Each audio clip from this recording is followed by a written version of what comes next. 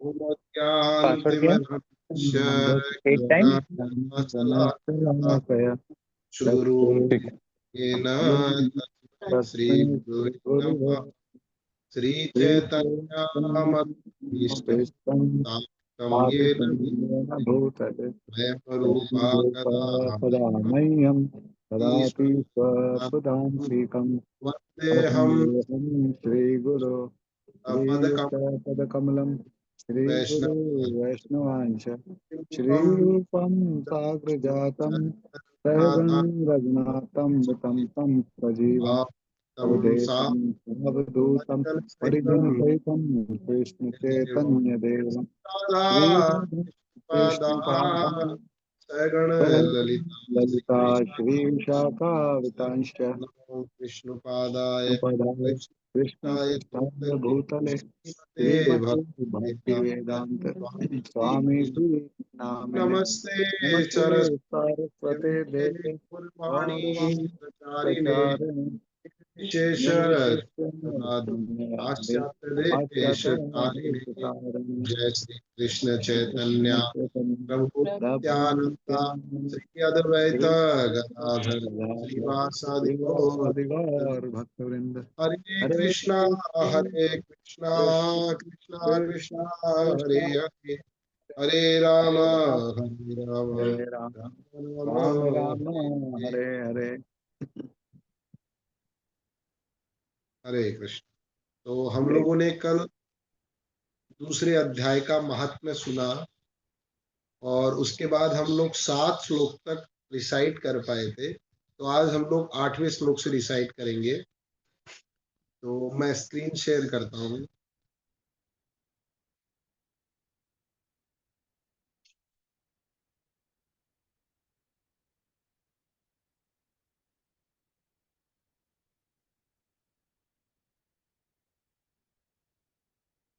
आप सब लोगों को स्क्रीन दिख रही होगी? हाँ जी प्रभु जी। जी ठीक है। तो मैं इसके आगे 7 तो हम लोगों ने कल कर लिया था, उसके आगे का श्लोक हम लोग आज पाठ करते हैं। न हि प्रपश्यामि मम अपुरः यत् शोकं शेषण इन्द्रियाणां अवाप्य भूमौ मध्यं सुराणाम् अपि च आधिपत्यम्।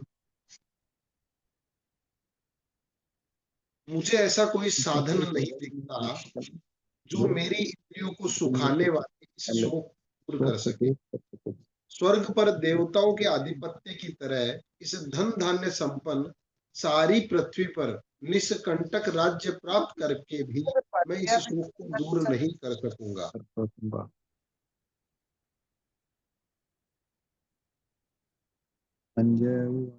संजय उवाच एवमुक्त्वा ऋषिकेश परं परन्तप मुक्त्वा तुष्णीं पुनः। संजय ने कहा, इस प्रकार कहने के बाद शत्रुओं का दमन करने कृष्ण से बोली, हे गोविंद, मैं युद्ध नहीं करूंगा और चुप हो। तम उवाच ऋषिकेश भारत सैन्य उभयोर्मध्ये विषीदन्तीम् इदम्। हे भरतवंशी धृतराष्ट्र, उस समय दोनों सेनाओं के मध्य अर्जुन से कृष्ण ने मानो हंसते हुए शब्द कहे।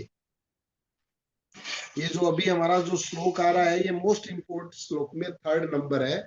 मैं आज ये भेजूंगा, आप लोग प्लीज इसे भी याद करिएगा। और मुझे आशा है कि 2 श्लोक जो मैंने भेजे आप सब लोगों ने याद कर ली है।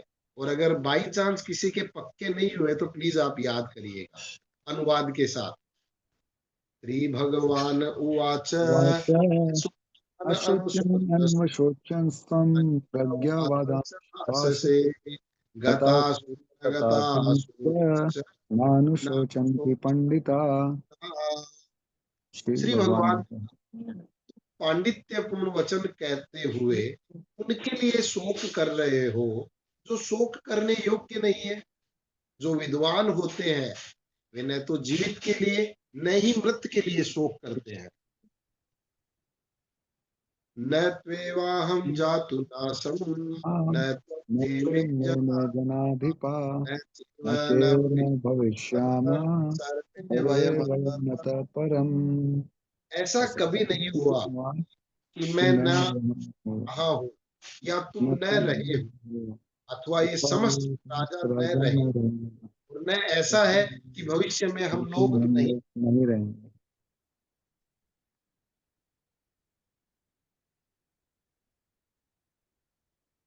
देहिन अस्मिन् यथा देहे कौमारं यौवनं जरा तथा देहांतर प्राप्ति धीर तत्र न मुक्ति। जिस प्रकार शरीरधारी आत्मा इस वर्तमान शरीर में बाल्यावस्था से तरुणावस्था में और फिर वृद्धावस्था में निरंतर अग्रसर निरंतर होता अग्रसर रहता है, होता रहता है। उसी इसी प्रकार प्रकार मृत्यु मृत्यु होने होने पर पर आत्मा दूसरे शरीर दूसरे में शरीर में चला चला जाता है। जाता है। एक धीर व्यक्ति व्यक्ति ऐसे ऐसे परिवर्तन परिवर्तन से मोह को प्राप्त को नहीं होता। नहीं होता।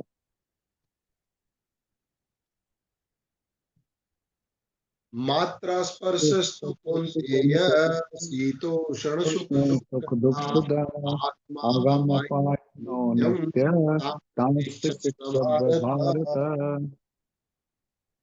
हे कुंती पुत्र, पुत्र सुख तथा दुख का क्षणिक उदय तथा काल क्रम में उनका अंतर्धान होना ध्यान होना सर्दी तथा सर्दी गर्मी तथा की गर्मी ऋतुओं के के ऋतुओं आने के जाने के आने समान जाने के समान है।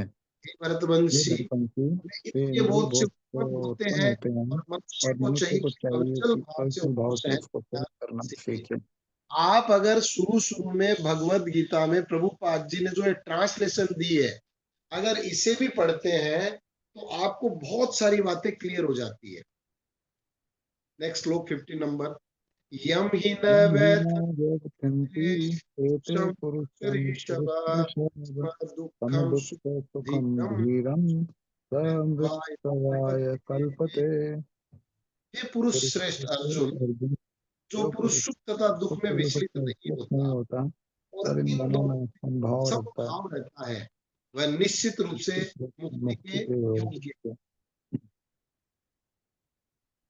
नासतो न तो विदते विद्यते भावो भावो न न भावो भावो विदते विद्यते सतः सतः उभयोरपि योरपि उभयोरपि दृष्ट अंतस्तु अतो तत्वदर्शिभिः। दृष्टि तत्वदर्शियों ने निष्कर्ष निकाला है असत भौतिक शरीर का शरीर तो कोई चिर स्थायित्व नहीं है, किंतु सत आत्मा आत्मा अपरिवर्तित रहता है।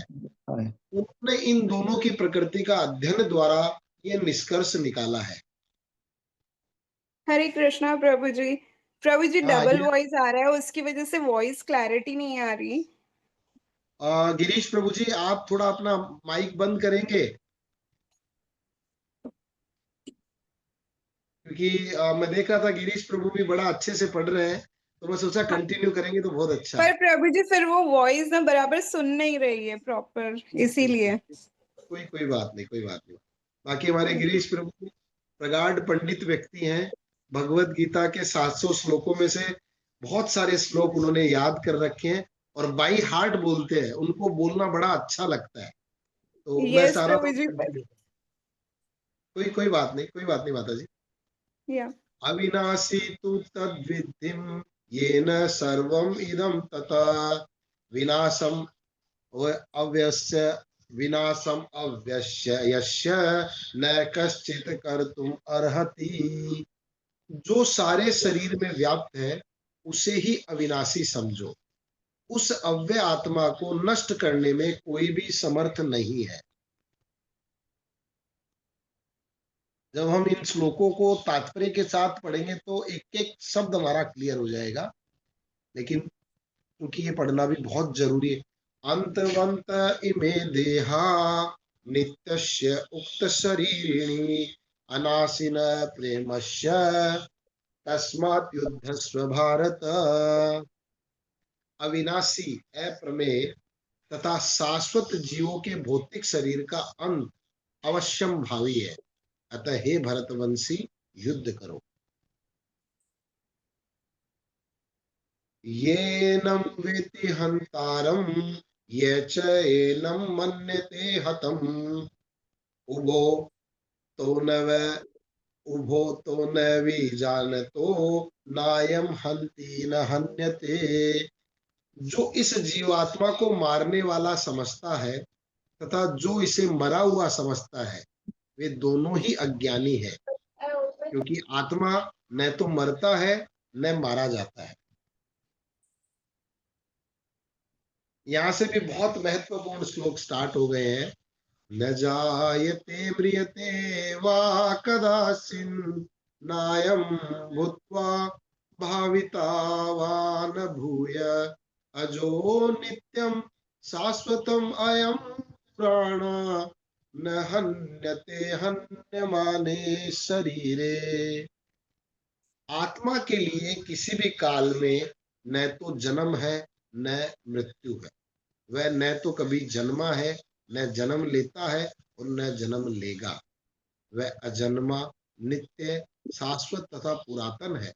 शरीर के मारे जाने पर वह मारा नहीं जाता।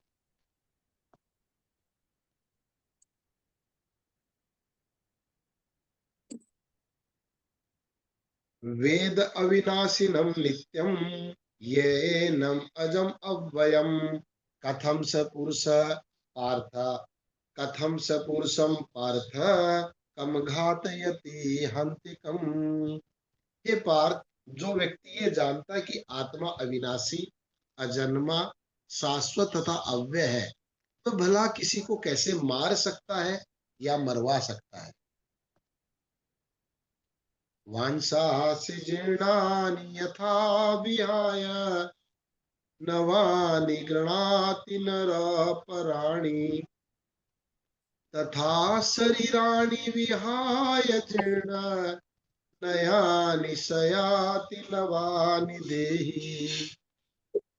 जिस प्रकार मनुष्य पुराने वस्त्रों को त्याग कर नया वस्त्र धारण करता है, उसी प्रकार आत्मा पुराने तथा व्यर्थ के शरीरों को त्याग कर नवीन भौतिक शरीर धारण करता है। हम कौन से श्लोक में पहुंच गए थे? ये मेरा पता नहीं, टैब में कुछ दब 23 गया। 23 22 पढ़ना है कंप्लीट कर प्रभु जी। दिया ना हमने? यस, हाँ 22। एक मिनट में निकाल लेता हूँ बस। मेरा क्या लैपटॉप खराब हो रखा है, तो मेरे को टैब यूज करना आता नहीं है विशेष, लेकिन कर रहा हूँ अभी। इसीलिए इसमें मेरा वीडियो चालू है, लेकिन आप लोगों को वीडियो नहीं दिख रहा होगा, क्योंकि टैब में ऐसा कुछ सिस्टम होता है कि आप जब कोई भी स्क्रीन शेयर करेंगे तो वीडियो बंद हो जाएगा। तो अगर यहाँ कोई और है जिसके पास भगवत गीता है, मतलब ऑनलाइन, मैं उनको को होस्ट बना दूं। और मेरे पास है प्रभु जी। ऑनलाइन है आपके पास? नहीं नहीं, ऐसे तो भगवत गीता नहीं, ऑनलाइन मतलब अच्छा स्क्रीन अच्छा, शेयर कर सकता है क्या? स्क्रीन शेयर, अच्छा। किसी के पास है तो मैं उनको वो बना सकता हूँ, तो क्या है, मेरे को थोड़ा इजी हो जाएगा। कोई बात नहीं, चलिए। मैं शेयर करता हूँ वापस।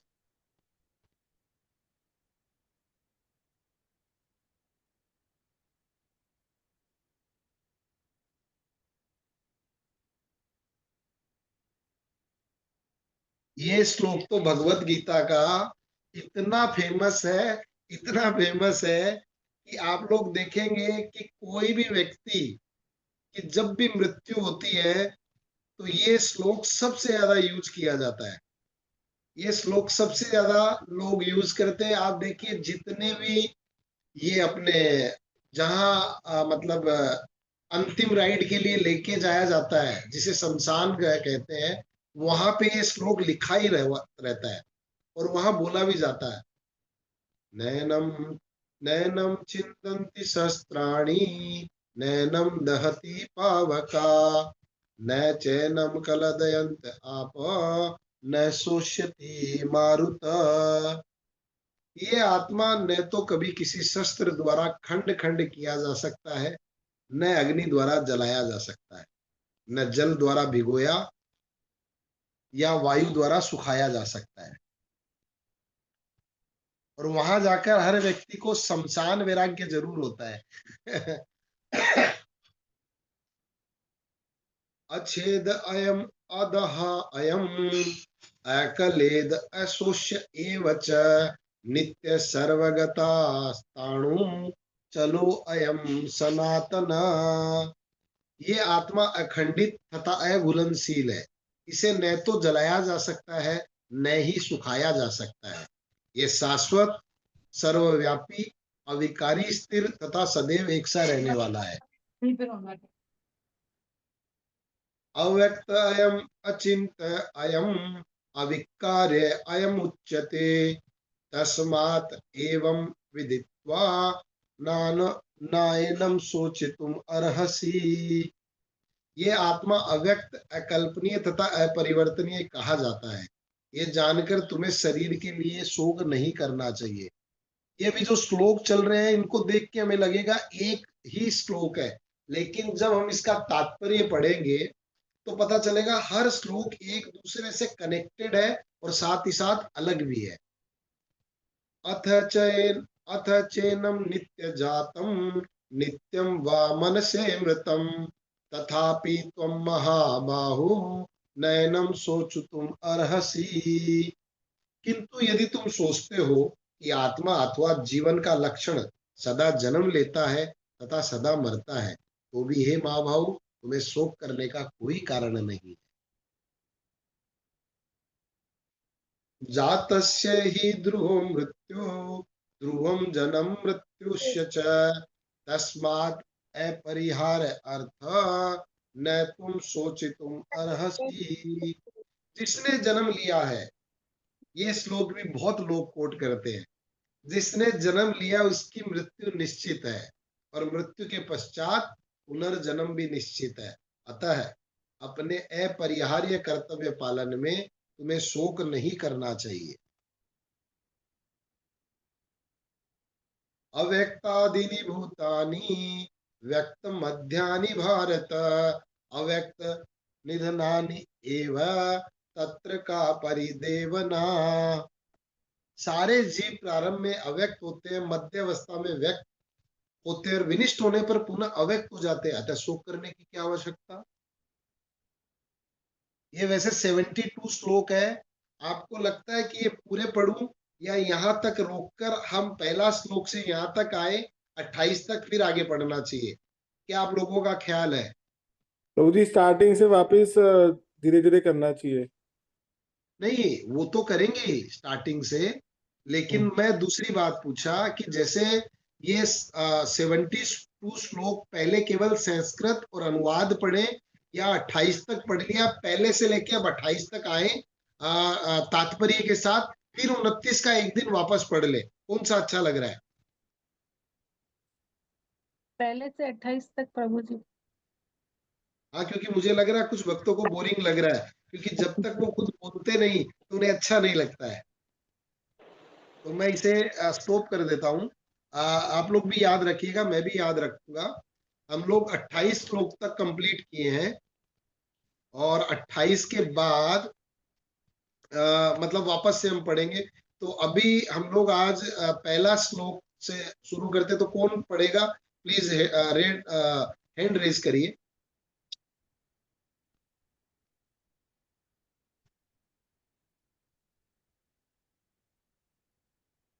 गिरीश प्रभु तो एज यूजुअल तैयार है। और भी कोई भक्त है?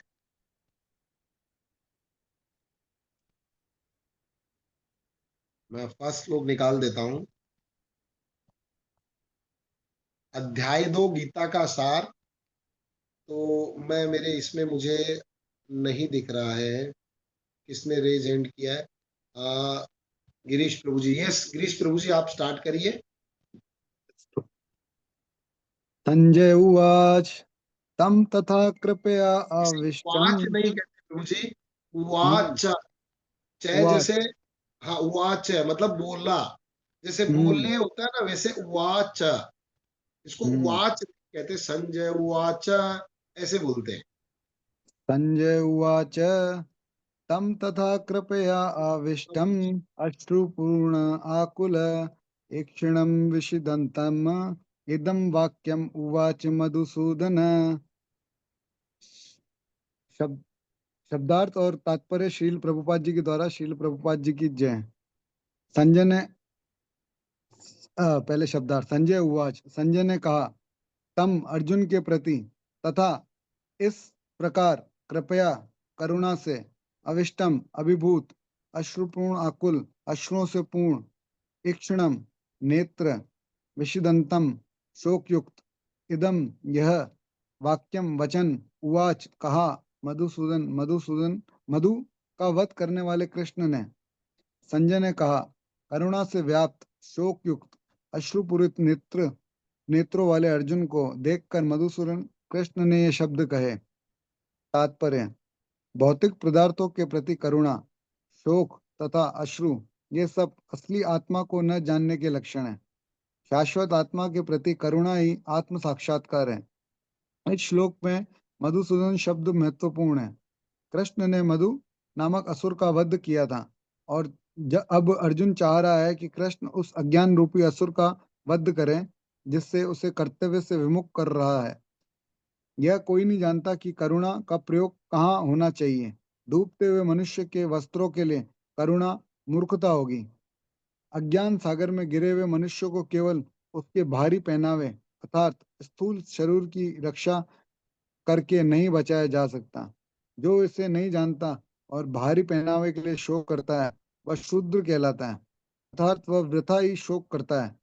अर्जुन तो क्षत्रिय था, अतः उससे ऐसे आचरण की आशा न थी, किंतु भगवान कृष्ण अज्ञानी पुरुष के शोक को विनष्ट कर सकते हैं, और इसी उद्देश्य से उन्होंने भगवत गीता का उपदेश दिया।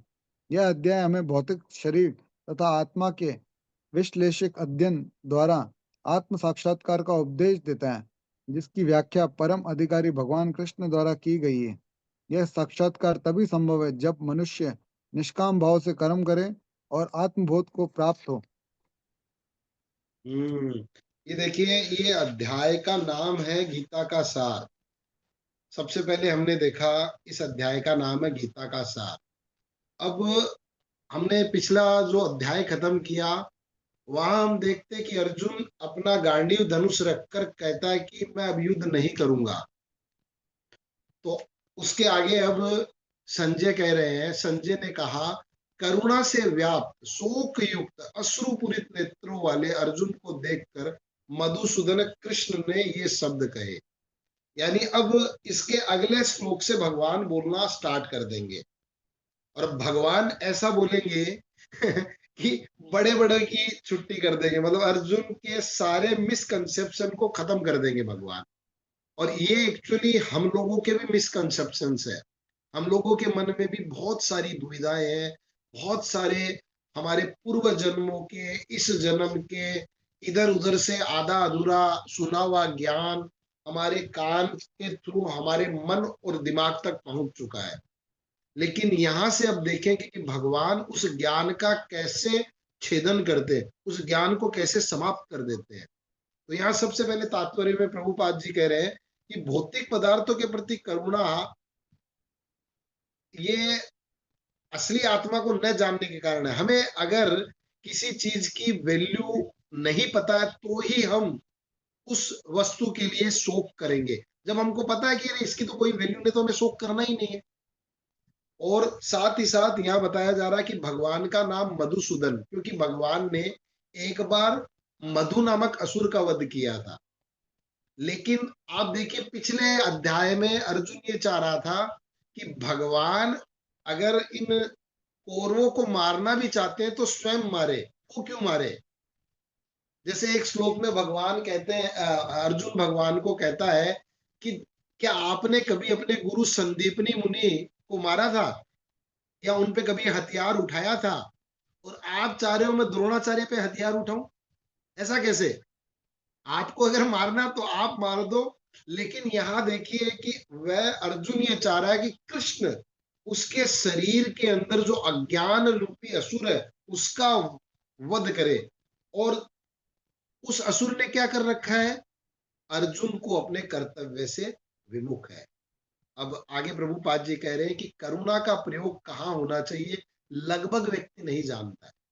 यहाँ प्रभुपाद जी बड़ा सुंदर एग्जाम्पल देते हैं कि कोई व्यक्ति डूब रहा है और उसे एक व्यक्ति जाके बचा के लाता और बचा के उसके कपड़े खींच के ले आता है, तो क्या उसने अच्छा काम किया? नहीं, ये मूर्खता है। जब वो व्यक्ति स्वयं डूब रहा है, स्वयं मर रहा है, उसके कपड़ों को बचा के क्या फायदा होना है?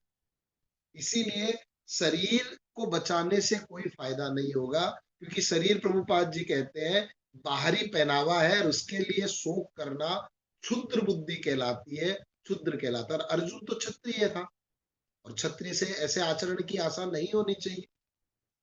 लेकिन भगवान अज्ञानी पुरुष को, जैसे मैं बता रहा था कि भगवान यहाँ से अब उपदेश देना स्टार्ट करेंगे, जो हमारे हृदय में अज्ञान भरा पड़ा है और अज्ञान के कारण ही हमारे मन में शोक है। आज हम लोगों को आप देखिए, ये 4 चीजें हमारे जीवन में सभी के अंदर है: इच्छा, भय, कर्तव्य और प्रेम। इस सभी जीवों के अंदर है। और ये जो इच्छा है और ये जो भय है या ये जो कर्तव्य है, ये हमारे शोक का कारण है। अगर हम शोक करेंगे तो इन चारों कारणों को हम बढ़ावा देंगे, ये तीनों कारणों को बढ़ावा देंगे, सॉरी। और इसी शोक को विनिष्ट भगवान करने के लिए इस भगवत गीता का उपदेश दिया है। और यहाँ प्रभुपाद जी लास्ट में लिख रहे हैं, ये अध्याय हमें भौतिक शरीर तथा आत्मा के वैश्लेषणिक अध्ययन द्वारा आत्म साक्षात्कार का उपदेश देता है, और जिसकी व्याख्या परम अधिकारी भगवान कृष्ण द्वारा दी गई है। ये साक्षात्कार तभी संभव है जब मनुष्य निष्काम भाव से कर्म करे और आत्मबोध को प्राप्त हो। और निष्काम भाव से कर्म करने का मतलब बिना कोई इच्छा के, बिना कोई दूसरा हिडन एजेंडा के, अगर हम भगवान की भक्ति करेंगे, भगवान कृष्ण को भगवान मानेंगे, तो हमें अपने आप बाय डिफॉल्ट ये आत्मा का ज्ञान प्राप्त हो जाएगा। तो आज का समय हमारा ऑलमोस्ट पूरा हो गया है। एक श्लोक हम लोग शुरू कर पाए, तो मैं अभी स्क्रीन स्टॉप करता हूँ। तो आज हम लोगों ने जो चर्चा की है उससे संबंधित कोई कुछ पूछना चाहता है, कोई बताना चाहता है, और या कोई करेक्शन करना चाहता है, तो प्लीज आप लोग बताइए। फिर हम अगले हफ्ते बाकी के जो श्लोक है उन्हें 28वें श्लोक तक ऐसे ही लेके जाएंगे। फिर 28 श्लोक होने के बाद एक दिन हम वापस बाकी के बचे हुए श्लोक पढ़ लेंगे और फिर एक एक श्लोक की व्याख्या वो करते जाएंगे। तो कोई कुछ पूछना चाहता है तो प्लीज बोलिए। हरे कृष्णा प्रभु जी, thank you for the yes, class. Yes प्रभु जी। प्रभु जी, वो आपने गीता सेकंड चैप्टर का जो वो इम्पोर्टेंस था, वो कहाँ से आपने दिया था? ये एक भक्ति शास्त्री करके कोर्स है प्रभु जी हमारा, जिसमें प्रभुपाद जी, वैसे तो हम लोग देखते हैं कि सारे भगवत गीता के श्लोक महत्वपूर्ण है और साथ ही साथ एक एक शब्द महत्वपूर्ण है। जैसे हमने पहले अध्याय के महात्म्य में पढ़ा कि कोई व्यक्ति आधा श्लोक भी पढ़ता है तो उसे मुक्ति प्राप्त होती है। ये तो महात्म में पूछ रहे प्रभु जी? है, प्रभु जी महात्म में पूछ रहे, कहाँ से लिए?